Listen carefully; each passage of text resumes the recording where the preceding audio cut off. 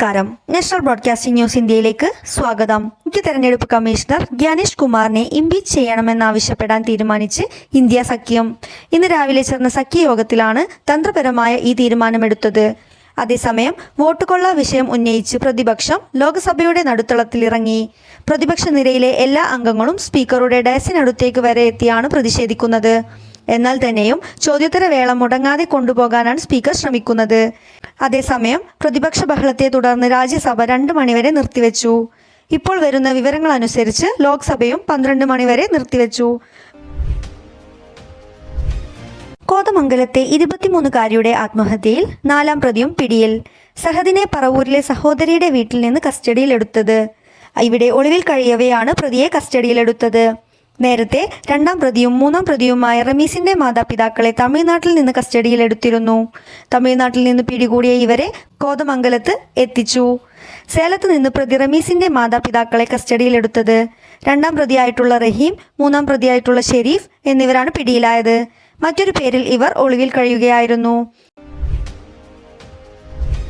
കാസർഗോഡ് കുണ്ടംകുഴിയിൽ അധ്യാപകന്റെ അടിയേറ്റ് വിദ്യാർത്ഥിയുടെ കർണപുടം തകർന്ന സംഭവത്തിൽ ഹെഡ്മാസ്റ്റർ കുറ്റം സമ്മതിച്ചെന്ന് PTA പ്രസിഡന്റ് മാധവനാണ് ഇക്കാര്യം അറിയിച്ചത്.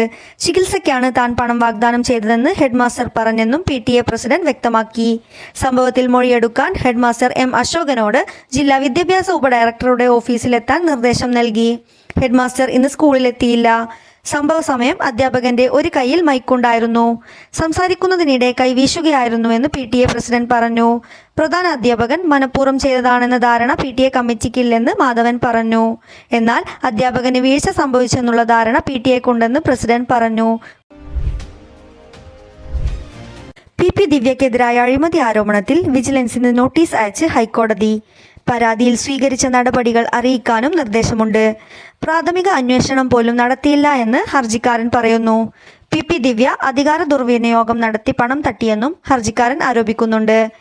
KSU സംസ്ഥാന vice president P Muhammad Shammas ആണ് ഹൈക്കോടതിയിൽ പരാതി നൽകിയത്.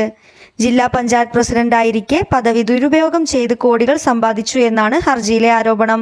അന്വേഷണം ആവശ്യപ്പെട്ട് നേരത്തെ വിജിലൻസിന് പരാതി നൽകിയെങ്കിലും നടപടി ഉണ്ടായില്ല. ഇതിനു പിന്നാലെയാണ് ഷമ്മാസ് ഹൈക്കോടതിയെ സമീപിച്ചത്. സംസ്ഥാനത്ത് ശക്തമായ മഴ തുടരും. വയനാട്, കണ്ണൂർ, കാസർഗോഡ് ജില്ലകളിൽ ഓറഞ്ച് അലർട്ട് പ്രഖ്യാപിച്ചു. 8 ജില്ലകളിൽ യെല്ലോ അലേർട്ടാണ്. തിരുവനന്തപുരം, കൊല്ലം, ആലപ്പുഴ ജില്ലകളിൽ മുന്നറിയിപ്പില്ല. പത്തനംതിട്ട, കോട്ടയം, എറണാകുളം, ഇടുക്കി, തൃശൂർ, പാലക്കാട്, മലപ്പുറം, കോഴിക്കോട് ജില്ലകളിലാണ് യെല്ലോ അലേർട്ട്. ബംഗാൾ ഉൾക്കടലിൽ രൂപപ്പെട്ട ന്യൂനമർദ്ദമാണ് മഴ തുടരാനുള്ള കാരണമെന്നും കേന്ദ്ര കാലാവസ്ഥാ വകുപ്പ് അറിയിക്കുന്നു. കേരള, കർണാടക, ലക്ഷദ്വീപ് തീരങ്ങളിൽ മത്സ്യബന്ധനത്തിനും വിലക്കുണ്ട്.